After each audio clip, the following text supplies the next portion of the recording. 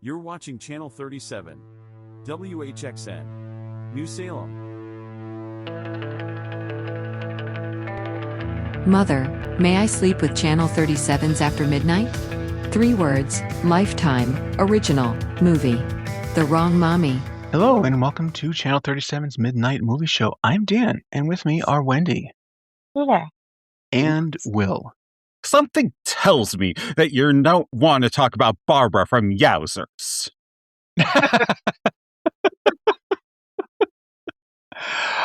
Oh, and we are once again after midnight. We are doing this. Yeah. Will, this was your week. What did you bring to us? I'd say I'm all about female empowerment. A little heavy on the flirting, don't you think? Women taking care of other women. You're fired. For some reason, we can't stop tearing each other down. Mommy! Look, honey, it's okay. Don't you talk to my daughter. I will kill you. She's twisted. Calm down. You don't appreciate what you have. I'm better at being you than you ever were. Don't miss Eric Roberts and Vivica A. Fox in The Wrong Mommy. Premieres Friday at 8 on Lifetime Movies. I brought the wrong mommy. Oh, okay. Can you tell us a little bit about The Wrong Mommy? So, The Wrong Mommy is a 1999 made-for-TV Lifetime original movie directed by David DeCoteau, who, if you don't know anything about David DeCoteau, basically, his career mainly started with doing Empire/Full Moon movies, including a lot of the Puppet Master movies. And then late 90s, early 2000s, he kind of transitioned into made-for-video, kind of softcore gay porn, but not really, though, because you don't ever see anything. It's just young men walking around in their underwear for half the movie. And then he also did a lot of talking animal movies, which you're probably most familiar with A Talking Cat. And then at some point or another, he convinced Vivica A. Fox to really just start appearing in a bunch of his movies and started directing a lot of Lifetime movies, including what is commonly referred to as the Wrong series, where they're all movies called The Wrong Something, almost always featuring, women who are being, women who bring the wrong person into their lives and then have to deal with the consequences of that. And Vivica A. Fox is usually there as a mentor character of some kind. But The Wrong Mommy is one of those in the series. It really quick synopsis. The main character is Melanie, a mother and wife who works at an ad agency run by Vivica A. Fox. And a mysterious young woman named Phoebe ends up becoming her assistant and then slowly intruding into her life. Phoebe has all the subtlety of a sledgehammer to the back of your head and being evil. And eventually, though, Phoebe reveals that she is actually Melanie's stepsister, her mom her mom played by Dee Wallace. Yes, that Dee Wallace, the mom from E.T. And of course, werewolf movie that I'm suddenly forgetting the name of. The Howling. The Howling. Yeah. Had abandoned her to her grandparents at a young age. And anyway, Melanie ends up triumphing over Phoebe with the help of her mother, who hits Phoebe in the back of the head with a baseball bat in probably the movie's best moment. And then happiness reigns supreme in their household, I guess. Yes. Despite everyone in her life being kind of horrible, honestly. It's true. Why did you pick this one? So we hadn't did a David DeCoteau film. I mean, David DeCoteau is not a good director by any stretch of the imagination, but he is somebody who has had a long career while being openly gay, which kind of, is at least, something worthwhile. But anyway, around, like, he's just, like I said, he had this long running career, and I kind of was just like, I want to pick one of his films. I wasn't sure if I wanted to pick, like, what era, but I felt like The Wrong Mommy is probably the best of the Wrong series because it is just so over the top soap opera evil villainy that I was like, this is a fun one to talk about as opposed to, The Brotherhood, where it's basically just vampires, but it's mostly just an excuse for men to walk around in their underwear. Right. Okay. And the talking cat's been talked out to here and there, here and back. And Sorority Babes and Slime Bulborama is actually, I wouldn't say good enough, but it's more of I think more of one of our regular wheelhouse films. It's a main show movie. Yeah, I think that's right. Okay, well, thank you very much, Will. And I believe, Will, you are the only person to have seen this before? Probably. Yeah. Okay. Wendy, will you please tell me what you were thinking while watching The Wrong Mommy? Why does Will hate us so much? I mean, it's a made for Lifetime movie, so that's kind of what we're in for, right? I feel like he just watched like Lifetime Miranda Otto and Lifetime Kobe Smulders walking around making horrible decisions. I think that what Will said is right. Like is it Phoebe? Yeah. The evil. She's so cartoonishly evil that it's painful. And I love her wardrobe, which is like when she's trying to pass herself off as a competent and helpful assistant in the advertising industry, or when she's trying to pass herself off as like a caregiver that you could trust to babysit your child. She looks like she just stepped out of a JCPenney catalog. But when she's lurking, she's like skulking around like she's Leather Tuscadero. And I just, there's just not a lot of there here, right? Like everybody is horrible in this movie. Our main character, the right mommy, she's awful, right? She has no everything about her life. She has the cushiest fucking life, and she's just incompetent at everything, and she just has no ability to be confident in herself or to just function in the professional workplace. She hires this person without checking references. She hires this person who has no scheduled interview, who shows up yelling at the receptionist, and who seemed like she was going to be an important side character, and I think has 2 scenes, and just makes bad choices left and right. And if she had in fact died tragically, I'm not sure how bad I would have felt about it. It was fun. It was fun to see C.D. Wallace, right, come in with the baseball bat, screaming like "You're the wrong mommy," or "You've got the wrong mommy." Like that was great. Like I love it when. Do they always do that in this series? Have you seen more films in this series? Yes, they do, but it's almost always Vivica A. Fox. Most of the time, Vivica A. Fox is not an antagonistic character. Usually, she is like the supportive friend, coach, whatever, and usually it's just like, looks like you hired the wrong cheerleader. Like I do love it when The Thing says the name of itself in The Thing. Like that's always great, right? And I love how campy Vivica A. Fox is in this. I love that she has this career, right? Like she's got a starring role credit, even though she's not really. I love that for her. But this movie was just. There's a scene at a children's party. Yeah. Now we see like from some early on, we see some establishing some like external shots, and they are very comfortable. They live in a very large house. I believe it's fenced off, and they have a children's party, and the entire party of like 20 children and a handful of parents are all just throwing balloons at each other in the very front room of the house. There's no way that house doesn't have a great room. It has a yard, but instead, like they're cramming children into the one set that they build. And the fun party game is throw this balloon that's not even filled with helium up in the air. So the weird thing is, if you pay attention, that's a completely different house. Yeah. Okay, that makes sense. They have the the kids party in like their guest house or something. I guess. So weird. But also, like, the establishing shots are also a completely different house with the most terribly CGI'd in balloons and sign.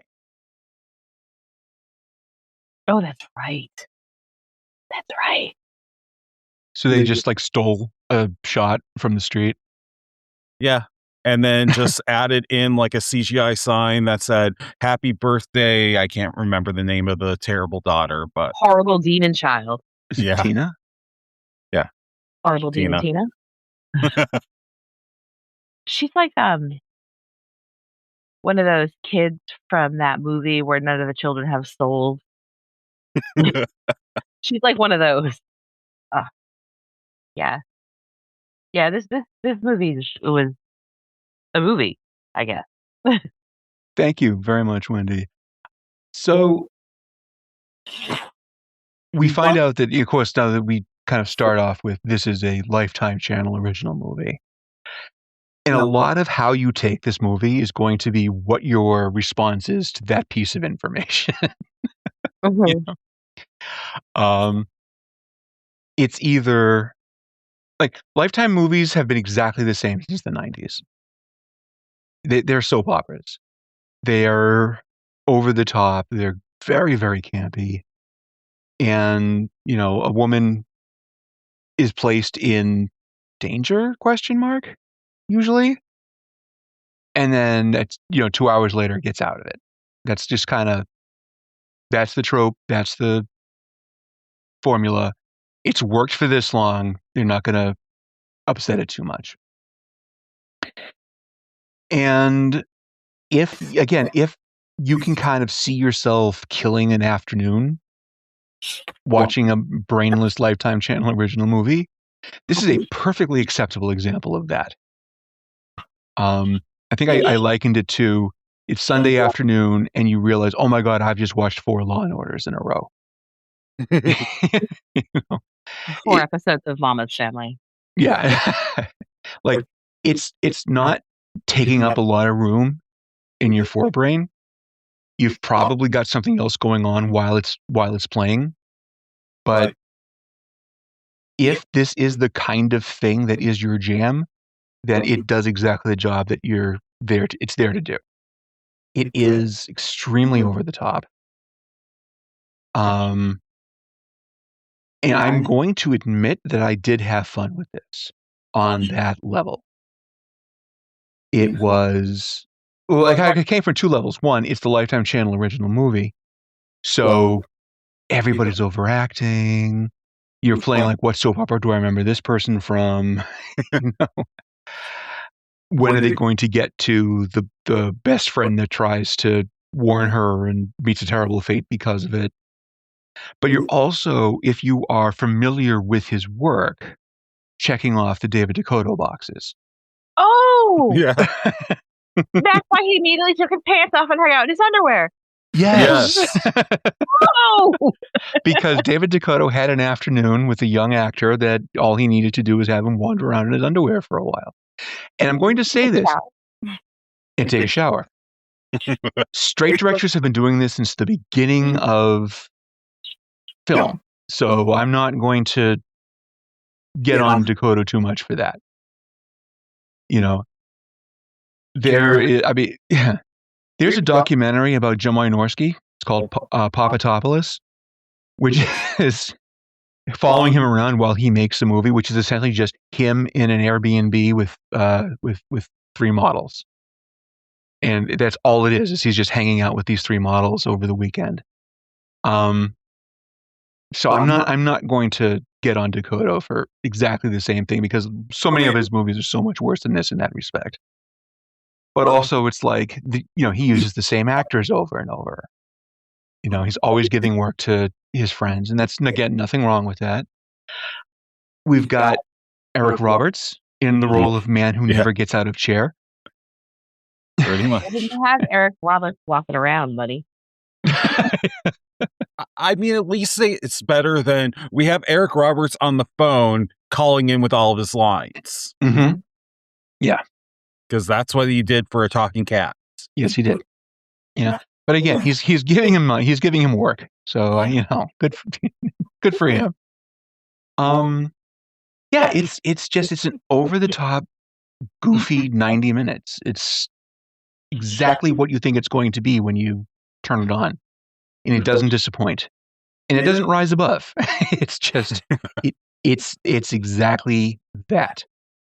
Also, you may remember Phoebe from having her mouth sewn to somebody else's butt.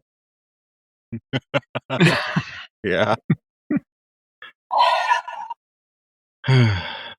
It's kind of what she's best known for. Poor thing. Yeah. No wonder she's so angry. Yeah. Yeah, little. But yeah, I mean, we didn't. I was wondering when we would get to mention Eric Roberts is in this movie because you could be excused for forgetting that he's in this movie, but considering he has like 3 scenes, and then after he dies, it's never even brought up again. Mm-hmm. It's brought up like once the entire rest of the movie, and then other than that, like there's no repercussions for the fact that this guy who runs like the biggest used car sales lot in LA or something, Vancouver, is dead now, and so now you lost a client due to autoerotic asphyxiation, which they have to also explain what it is, and I'm like, oh wow. That's something that's happening. Well, I mean, the average housewife may not be familiar with this, and it may need to be explained. We don't all remember that that's how Fox Mulder was fated to expire, according to Peter Boyle. His character is so creepy. Yeah. Right? Like, he's this older, stormy guy. He's a client of the agency. And on her first day, I think it's her first day, Phoebe is, like, aggressively flirting with him in a way that should have her in HR immediately. Mm-hmm. They're making jokes about he sells cars, like, about the package he can give her. And then she ends up going over to his house, which is super fucking gross. So he kind of deserves the murder. I'm not sure he necessarily deserves to have his murder staged as death by autoerotic asphyxiation. I don't know. That character's pretty awful. But I think that's kind of maybe part of the problem that I have with this movie. I guess you're right. Like, I should be looking at this with my Lifetime original movies lenses on. But I had to sit down and watch this and think about it as a horror film.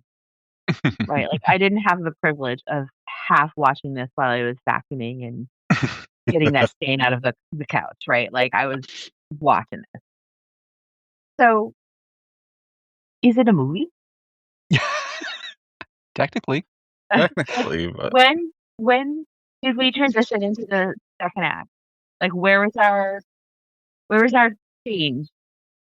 I don't remember there being like that second act transition that I always wait for. Because since I learned about how that works, like, oh, here it is. Look at that. We're 27 minutes in. That's just, there isn't one. There's no what. Melanie is the protagonist of the film, right? What does Melanie actually do? Everything happens to her. She's not actually doing anything. She's not on a journey. She doesn't experience any pain. There's no denouement. She doesn't even actually take out Phoebe. She doesn't even take out Phoebe. Dee Wallace has to run in at the last minute with a baseball bat. Inexplicably. Why do they have a baseball bat? I mean, of all the people, like, Phoebe is just stabbing people all over the place. And then Dee Wallace, she just, I guess, chloroforms and figures, okay, you're dead. I'm going to go and terrorize Melanie and shoot her with a gun and going to say, well, I took it from her. But Dee Wallace apparently, got back up, was like, okay, stop by the sports store to buy a baseball bat, showed up and was just like, okay, I'm going to wait around the corner. Oh, you just said the right job, the right mommy, more like the wrong mommy. Like my reaction would have been like, Mom, thank you. How long were you waiting there? Yeah. Was she like in the corner ready to go, waiting for her cue? I don't know. I mean, it's fun to see these people getting work, and these movies can be a campy delight, but I think that when we have to sit down and really think about them, it hurts a little. Mhm. It hurts my soul. And I just got to hand it to Dee for lots of reasons. We hand it to Dee Wallace. She's a legend. But we've got Eric Roberts, who is giving all his lines from a seated position. And then we've got Dee Wallace, who's lugging around suitcases and taking bats to bad guys' heads. Yeah. Like they had Dee Wallace for like an afternoon, and she was just like, okay, cool. I've come up with an entire story about how I'm going on a 10-day cruise. And then when she comes back from the 10-day cruise, she looks like she's been through hell. And I'm like, okay, I want to hear about the wrong cruise. And or the wrong cruise director. Like Vivica A. Fox is just inexplicably there as her seatmate at dinner, and at one day she's like, "We got on the wrong cruise," but she's just and then she runs into this girl, and she somehow is able to recognize someone she hasn't seen in like 20, 25, 26 years or so, and then yeah, I can't argue with any of that. I want to talk a little bit about, again, the main character is Melanie. Yes. Is that right? Mhm. Okay. You can tell how clearly she stuck with me. Like, our very first meeting of Melanie is Vivica A. Fox gives her a big promotion, and her response is to go, "Why are you promoting me? I'm a hopeless dipshit. I can't perform my job functions as it is." Like, what? I mean, this is kind of what I'm saying. Like, we didn't see Melanie like striving for the position. We didn't see her like hoping. It wasn't like, I've been working so hard for this. Like, I can't possibly do this job. And it kind of like lets us know that like the boss is really only interested in the, what is it, Yowzers? The Amazon for toys. I'm so glad they told us because we had no idea. Yeah. I'm pretty sure Amazon is the Amazon for toys. Yeah. Like, it just happens to her. She just gets this promotion out of nowhere that she doesn't feel like she's good enough for, and tells her boss that. You don't tell the boss that. You say thank you. Yeah. Yeah, and then you do your best to try and prove, hey, I deserve this promotion, and then also use the extra money to get a live-in nanny.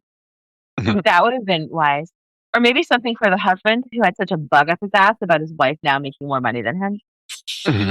Well, she should have also been like, hey, I know you've been struggling, so here I'm giving you a free pass to go to the gay bar once a week now. Seriously. Like, the actor is straight, but I'm like, oh god, girl, you've been in so many David DeCoteau films, you don't even know how to act straight anymore. Did DeCoteau write this? I didn't actually bother to. I just assumed the film came into existence on its own without anyone actually writing anything. That is generally how his movies work. No, he didn't. Does the same person write all of these wrong movies? It has 3 writers, and it took 3 writers to come up with this movie. All writing their parts independently and just jamming them together. Maybe that explains things. I mean, the first one I clicked on has written a lot of wrong films, including The Wrong Neighbor, The Wrong High School Sweetheart, and Mama's Deadly Con Artist. Oh, and I kind of wish I would have grabbed. The only reason I wish I would have grabbed a different wrong movie is that also Jack A. Harris starts showing up in these things at a certain point. Oh, amazing! Yeah, most of their writing jobs are doing Lifetime original movies, so So the cast that he often works with on these films, we've got Vivica A. Fox, who gets a starring role credit in most of them. That Mhm. the actor who played the husband, he's in a lot of these, right? That's what you Yep. just said. Is that He's Jason been in Shane more than a Scott? few. Dominique Swain's done a bunch of them. She's in this one. Crap on a cracker herself. And TV's Eric Roberts. Yeah, who has also done a lot of these. Jared Scott, who plays gay best friend. Mm-hmm. You know, I cyber forensics. Now I'm gonna take a shower.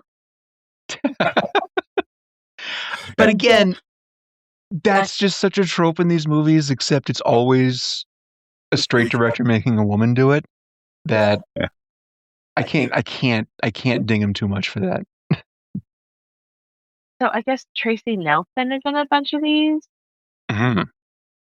So Tracy Nelson is the daughter of one of the Nelsons, Ricky Nelson. But I think of her.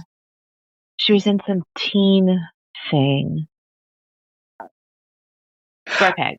She was on Square Peg. I think Everything of her. back to Square Peg.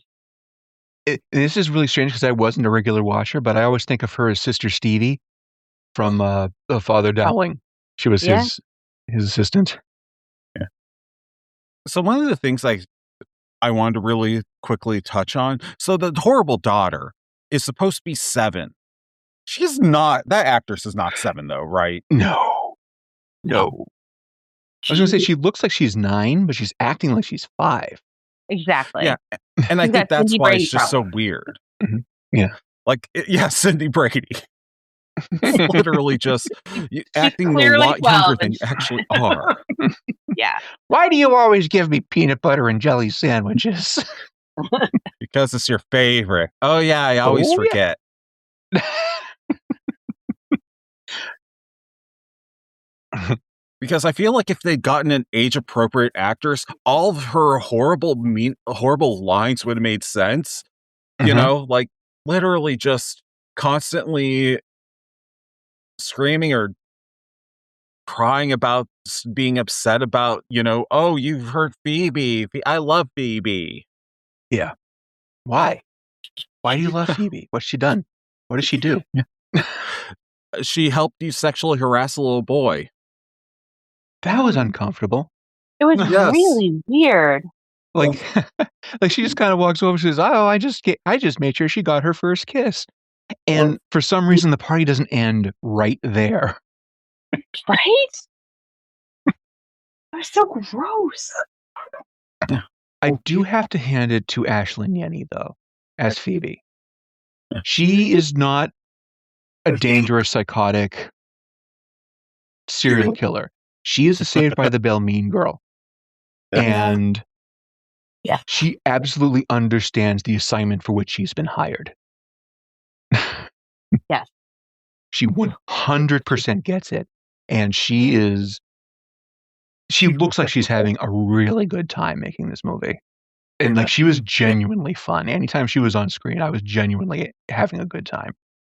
And she gets all the best lines. I mean, sitting calmly at the kitchen table with Dominique Swain holding her at knife point.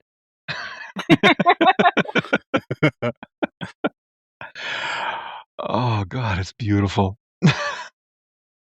So, yeah, I mean, ultimately, this is an extremely, extremely flawed movie for lots and lots and lots of reasons.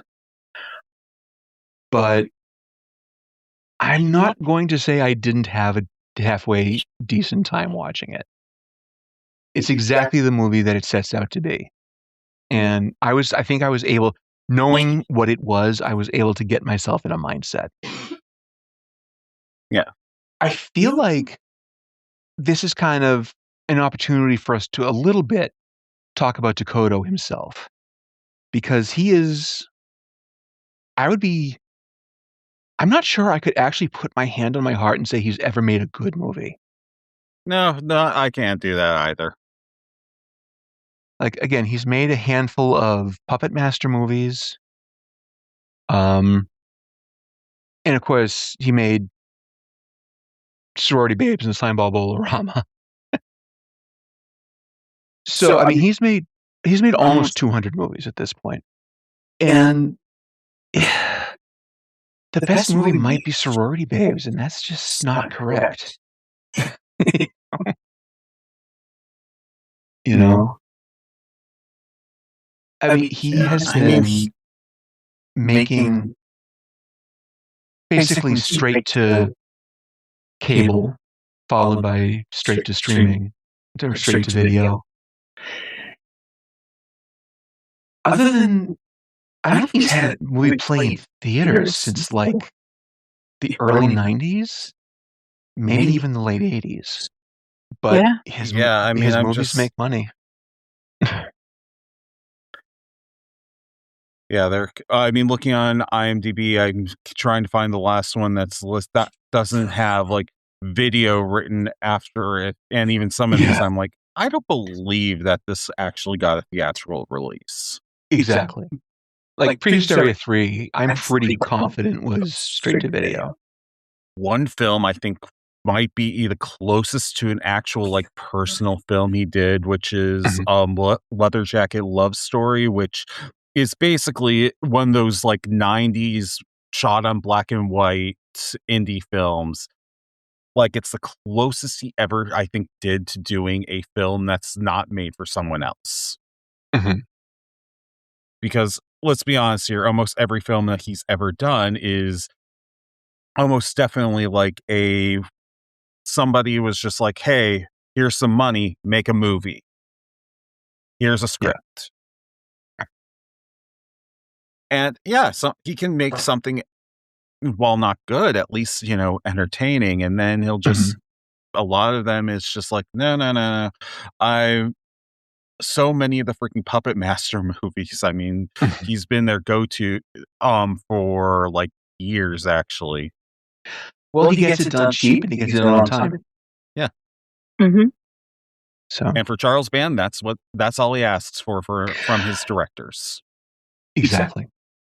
I find it really interesting and kind of funny that by nature of being a made-for-TV movie, The Wrong Mommy almost by default has one of the biggest budgets he ever works with.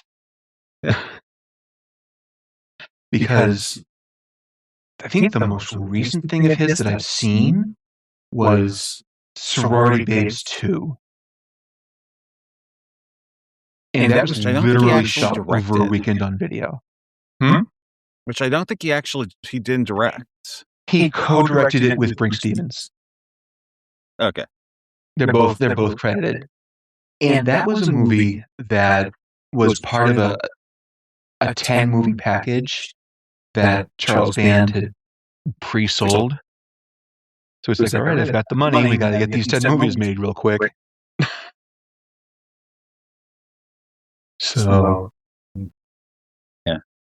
And as of this year, though, I mean, he basically has almost completely transitioned to Lifetime original movies or something along those, or straight to DVD, straight to streaming, like original Christmas movies, because he has like at least one coming out this year, one Christmas movie coming out this year. He's already had one wrong movie come out this year, which is The Wrong Baby Daddy. Amazing. I know. And then Home Makeover Nightmare. But he's basically at the point where this is his career. This is how he's going to do things going forward. And hey, I guess good for him. He's making money. I will say, he's keeping people that may not be getting jobs otherwise in jobs. I mean, Jack A. Harry is still getting money. Vivica A. Fox, has her. Just I know for a while he was just completely like going for 80s scream queens and just giving them bit parts in his movies, and I feel like part of that was just, hey, so you're still getting your SAG benefits. Yeah, I can't I can't fault him for that. He definitely makes sure that people that he's worked with continue to get insurance. And that's really cool of him. Honestly, people like Brink Stevens, he is directly responsible for a lot of her success. You know, he was giving Linnea Quigley a lot of work in the 80s. You know, he was giving Michelle Bauer actual honest-to-God roles, not just be the boobs in the background. You know? You know what? That's fair. Like, we talk about that a lot. Like, we see actors taking these weird roles. Like, well, they've got to keep their insurance. Yeah. They got to work. They got to have a credit this year, or they're not going to be able to go see their therapist, and God forbid something happens. So I guess respect for that, right? Like the folks that are making that happen. Yeah. They don't have the pay Fox money. Yeah. I also love one of my favorite stories about him is he made Sorority Babes, and he finished 4 days early. Like the old Roger Corman thing. He finished 4 days early, so he had 4 days of actors and sets and budget. Oh, what do you make? Nightmare Sisters. Nightmare Sisters was a movie that was knocked together in 4 days, and you could absolutely tell. But again, it's a movie that stars Quigley and Stevens and Bauer, and they're actually really funny in it. Like, it's not a good movie, but they're actually quite funny in it. So again, that's a big part of why he still gets work, is he consistently gets the job done when he's supposed to. You know, you'll never lose money producing a movie for Dave DeCoteau. Yeah. And for his credit, I mean, considering that how many of his films were kind of just weird, okay, you're going to walk around my house in your underwear. I have never heard anyone actually come forward with a story about him being a sex pest. Yeah. Good for him. Which you can't say that about, some of these other directors who make similar kinds of films, and yeah.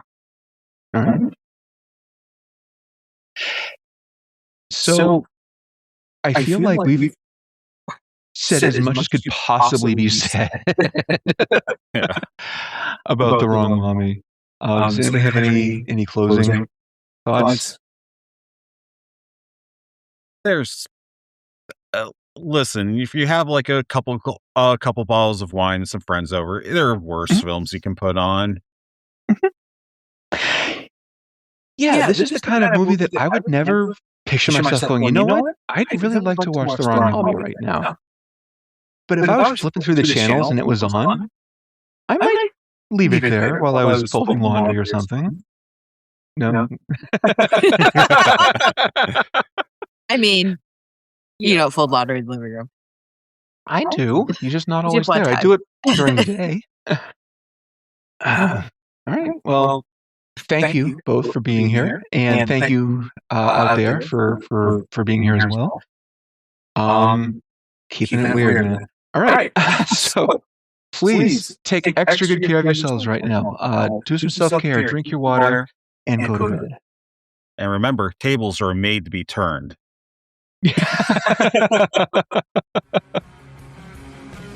Channel 37's After Midnight was presented by Wendy Abramo, Will Ackerman, and DJ Toland.